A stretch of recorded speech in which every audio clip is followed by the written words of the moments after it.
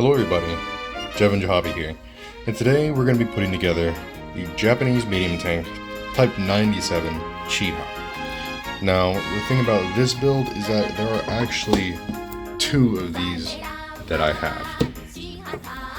So taking a look inside the kit, we have everything that you would expect to be inside the kit. So this is a little rundown on what is actually inside.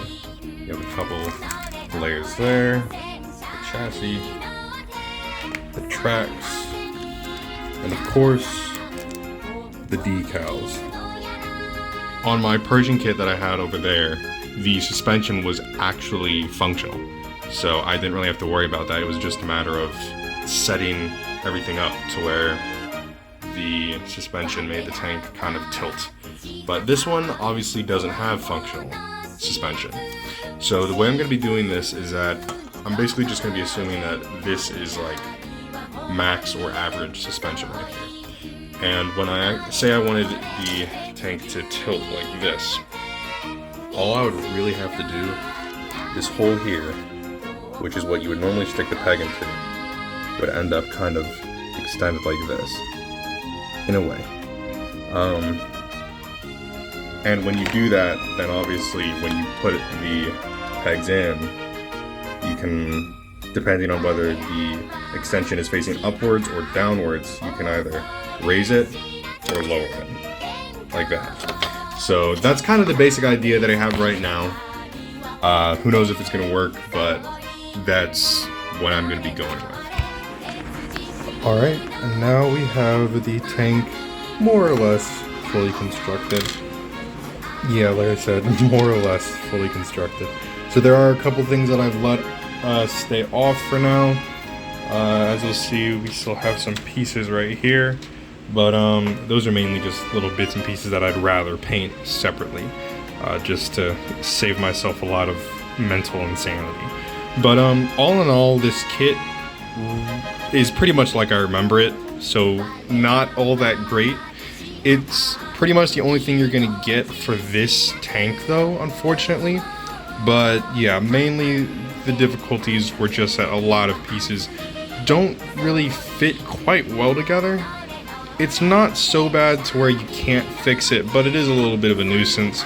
And you know, you're obviously going to be able to see these pieces if you look really closely, and obviously as the builder, you can see them very, very easily. But other than that, not too bad of a kit. The wheels, of course, were an absolute pain in the ass, as is the case with all kits like this, simply because you have to sand down each and every one of these little goddamn things. So, annoying as always, but manageable. So, now we just have to move on to putting the other kit together and then painting it.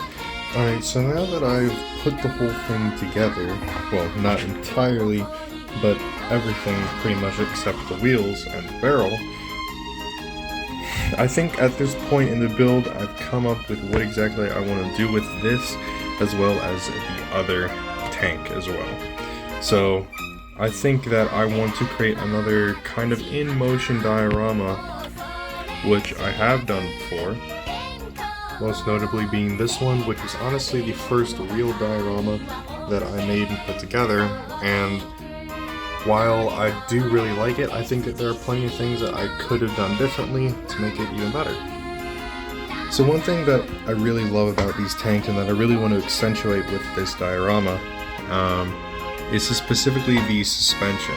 So for this diorama, I'm kind of thinking that it's going to be like a midnight kind of chase diorama. So kind of like these two Chihas together chasing something down.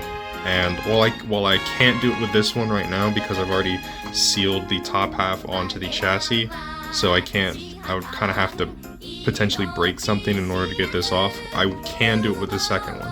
So now that we're going to be starting on the actual base, because we can't actually finish the kits without the base, we're going to be using this nice wood, I guess, slab, which I've used for all of my dioramas pretty much, as you can see from those over there.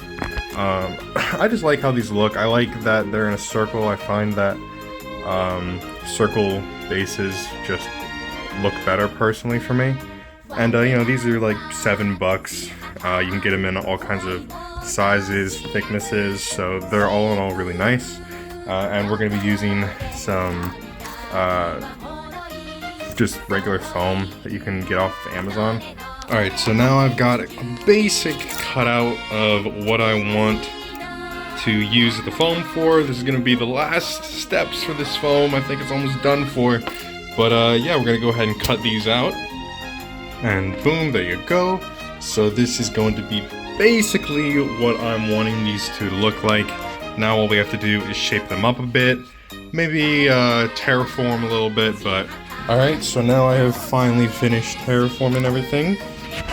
You can kind of see the basic idea. It's kind of hard to see with the weights in the way, but you can see that everything is nice and terraformed, and everything's just being glued down now. So once this is done, I will put plaster over it, at least what little that I have left, but it should hopefully be enough to cover all this, and if it isn't, well then I will just have to get more, but I'm hoping that it's going to be enough, and yeah.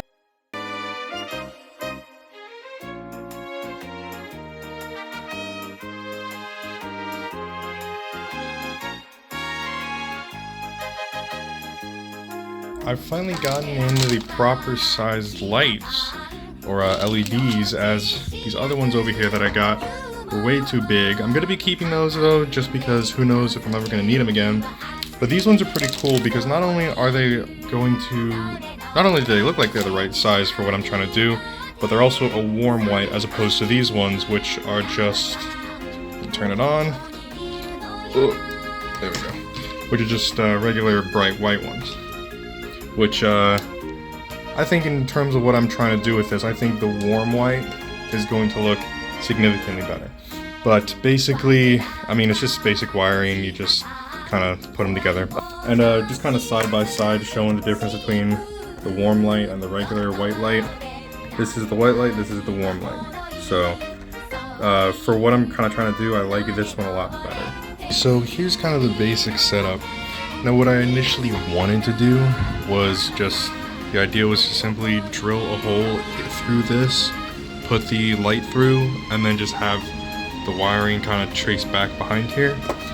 And that's not really going to work out, just because the wiring is kind of bulky, so it would look a lot worse that way. So after kind of fiddling around with the light, trying to modify it, I kind of gave up with that, and so what I did is I took one of the helmets, one of these guys right here.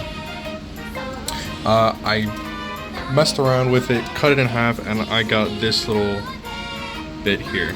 It's not really going to focus, but you can kind of see the general shape of it. And then the kind of idea is that it's just going to kind of be held up with the wiring, which is already there. And then once it's all painted over and all that, it should blend in a little bit better.